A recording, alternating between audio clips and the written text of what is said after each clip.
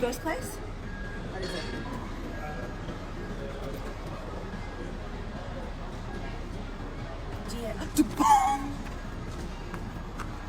I wasn't telling you because it was a surprise for your birthday. Why telling me? What do you mean? Why would I tell you where we're going? No, I'm not saying like where we're going, but you obviously can hide other stuff. He surprised her with tickets to Dubai for her birthday. This poor guy probably thought that he'd bought himself an entire weekend of her being nice to him. But while they're still at the airport, the magic had already worn off. She's already started an argument. If you can keep a secret about my birthday surprise, what other secrets are you keeping? Oof. Feels bad, man. Sometimes women are just projecting their own internal insecurities, but other times they're just looking to start an argument. Many women do this. They create an issue out of nothing because they're bored. They just want the excitement, the drama, which of course makes no sense to men because mostly us guys, we just crave silence. We don't want an argument. We want stillness, peace. So as a man, when a woman comes at you yelling and screaming, wanting an argument, many men are completely lost. They don't know what to do. Prove it! Prove it!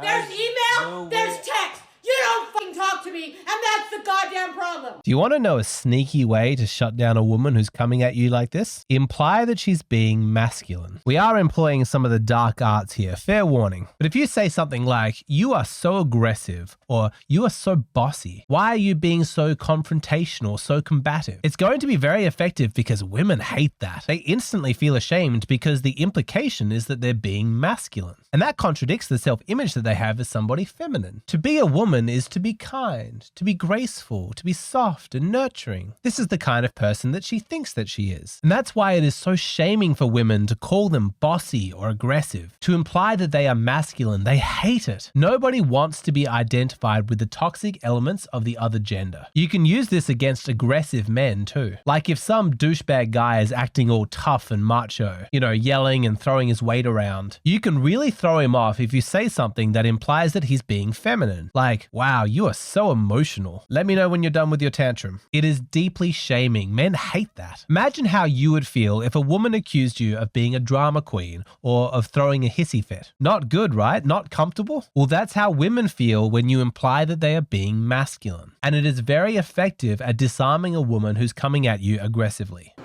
can't video into the store. We're going to call the cops if you don't stop. What, do you want to have a normal conversation before everybody gets upset? We already tried to. Apparently it didn't happen. No, so she came out. Please remove these cameras off of my face. Don't start getting in my face. You cannot film me. Sure I can. You cannot film Sure I can. No, I absolutely can. I absolutely can. Go back inside. Go in your store. You're the one confronting me, getting in my face. Is it 611? 611. Just enjoy your day, man. Go back to selling your stuff. But what we're asking Corporate's you to do not going to appreciate not... your behavior, I can assure you of that. Come on, man. You guys are being foolish. Hi. Yeah, go inside. That's a good idea.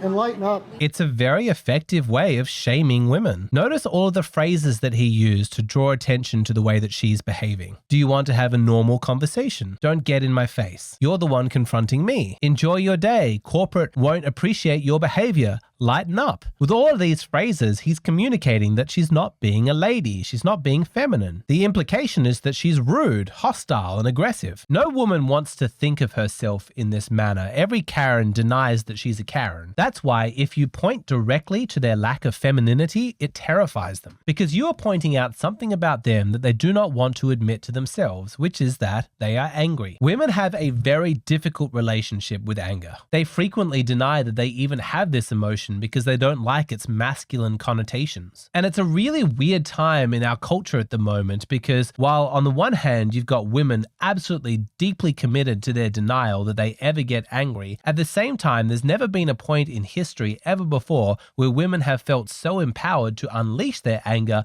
unfiltered on men. Every day we see more of it, yelling, screaming, rage directed against men who have to stay calm. The days of men physically asserting their boundaries, even defensively, like protecting himself against an aggressive woman, they're gone. To become physical with a woman, even defensively, is a massive source of shame, and women know it. And sensing that men are now impotent, women have become more and more emboldened to let loose their inner fury at men, knowing that there's not going to be consequences. You need a permit to shoot off fireworks. These are just poppers. I don't care. Give them to me. I'm going to have to confiscate them. No, I don't think so. Yeah.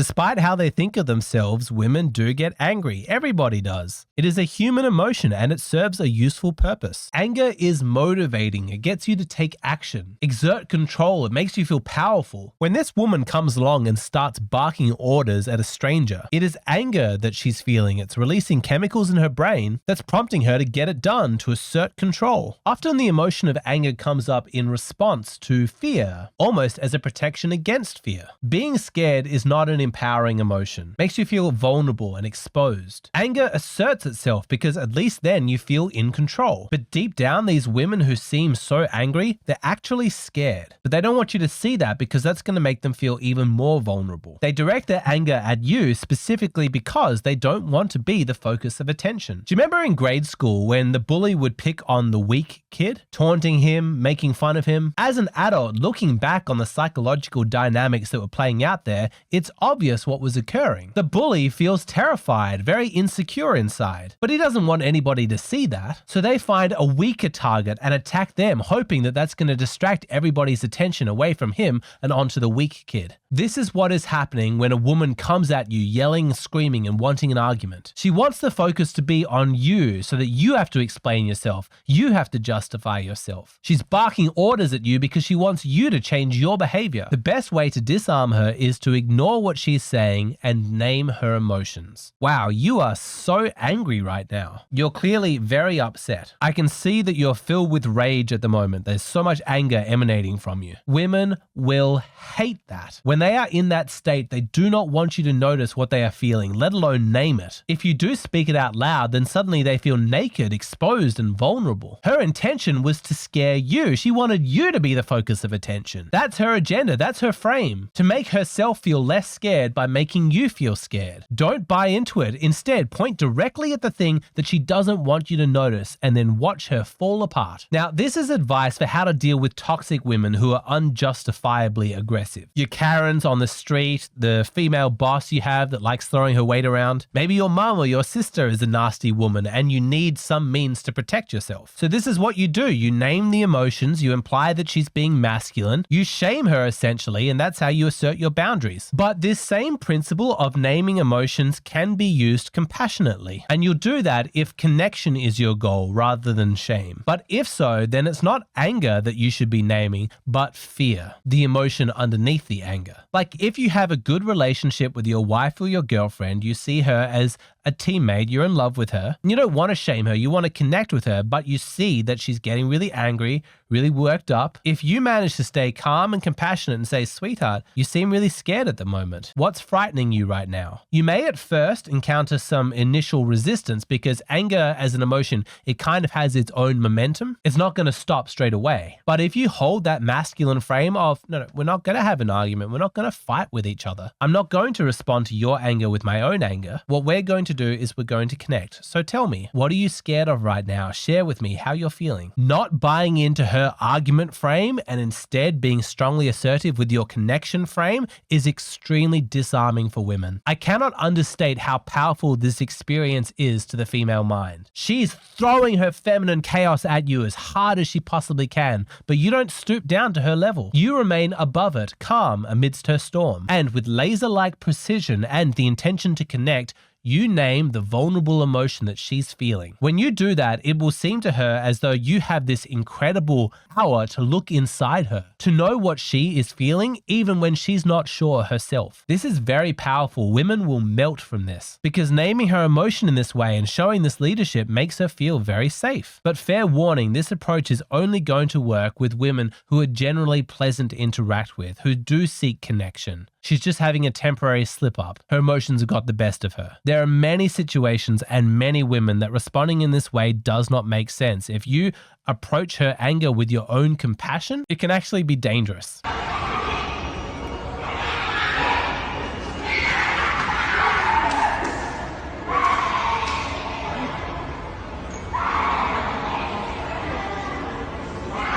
First, if a woman's anger is this intense, now is not the time to be seeking connection. She's not capable of connecting to you. Hell, she's lost connection to her own self. She's like a demon possessed. Your first step needs to be to shut down the behavior. Only then is there any possibility of connection. If she's acting like this, then asking her about her fear is not going to help. She's so emotionally activated that you can't reason with her. If someone is acting like a child, it's okay to treat them like a child. Even a volatile emotion like shame can be a useful ally in helping someone become conscious of their behavior. Stop throwing a tantrum. This is not ladylike. Stop embarrassing yourself. Of course, then she'll up the ante and the tantrum gets worse and worse and worse. Shut it down. No. Stop. You need to stop. Get control of yourself. Yes, the language is shaming, but sometimes that's what's needed to wake somebody up to themselves. Honey, everybody is looking. You're making a scene and this is inappropriate. Stop it. Women really don't like when you point out that other people are watching her because women really like social approval. They're very conscious of how other people perceive them. Even if you're alone with her, invoking the presence of an imaginary third person can be very effective at shutting down her behavior. If my parents were here watching this scene, I don't think you'd speak to me this way. I wonder what your friends would think if they knew that you treated me like this. Shaming? Yes. Condescending?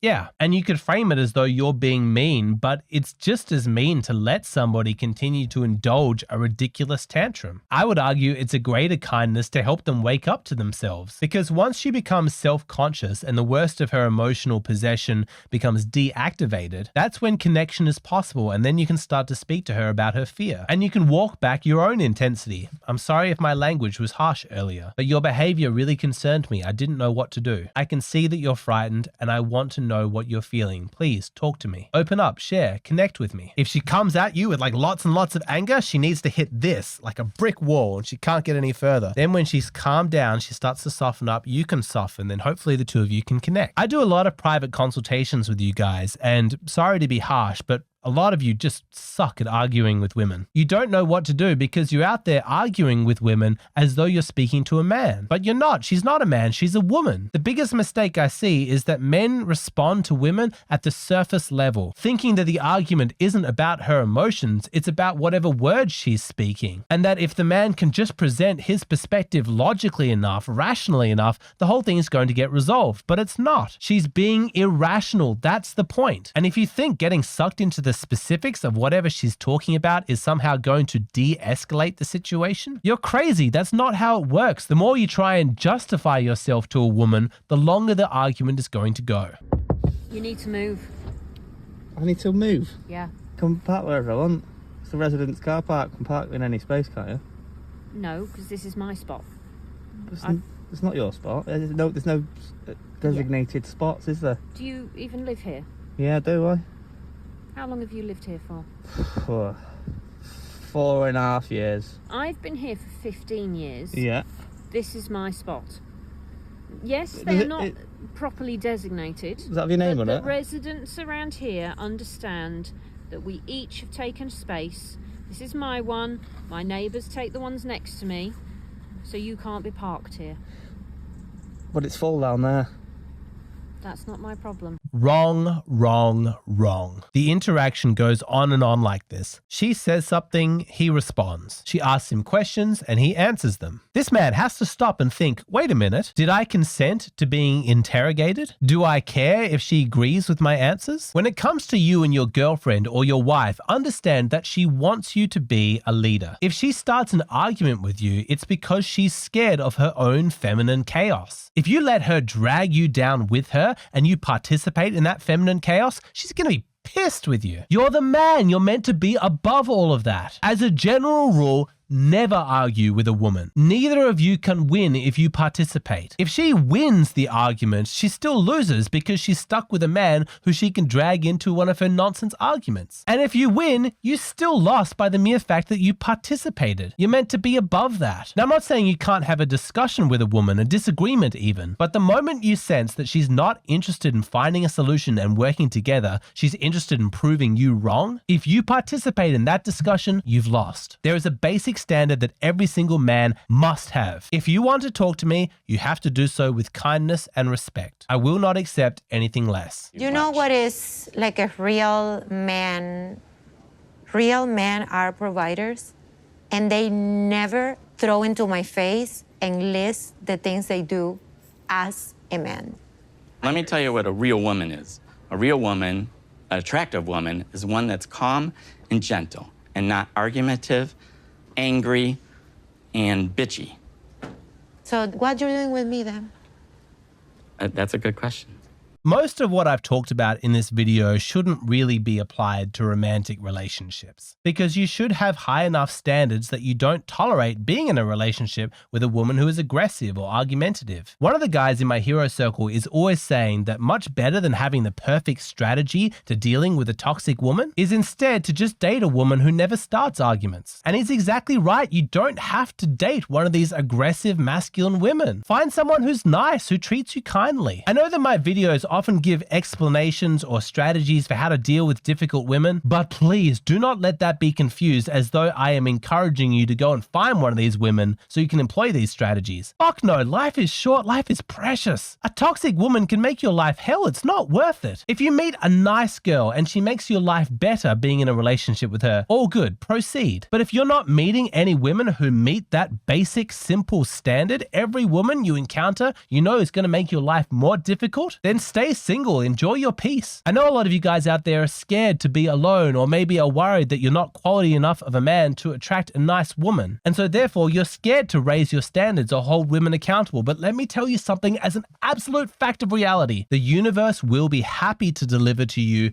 no more than what you asked for. If in the privacy of your own soul, in your own standards, you will tolerate disrespect and an argumentative woman, then that's what you're going to get. Your only chance of getting a woman better than that is by raising your standards. Time for some harsh words, but if you tolerate low quality behavior from women, you lose your right to say there are no good women out there, because how would you know? You're so busy swimming around in the muck that you can't see how clean the water is at the surface. And that's on you. Fucking raise your standards, boy. It's a sign that you should look for. If you are arguing with the woman that you're dating a lot, like actual arguments, then something's wrong. You need to make a change. You should not be arguing with women. But Alexander, is this realistic? I mean, after all, I'm a man. I start arguments sometimes. I'm not perfect, so women can't be perfect too. Like, we're human. We get aggressive sometimes. To a certain degree, that is true. As you try and merge two people's lives together, there's going to be some friction. It's going to boil over into some arguments sometimes. It's an unrealistic purity test to say otherwise. But what you need to know clearly inside your mind is when it tips over from normal to toxic. And you also need to be able to differentiate between a woman who is combative by nature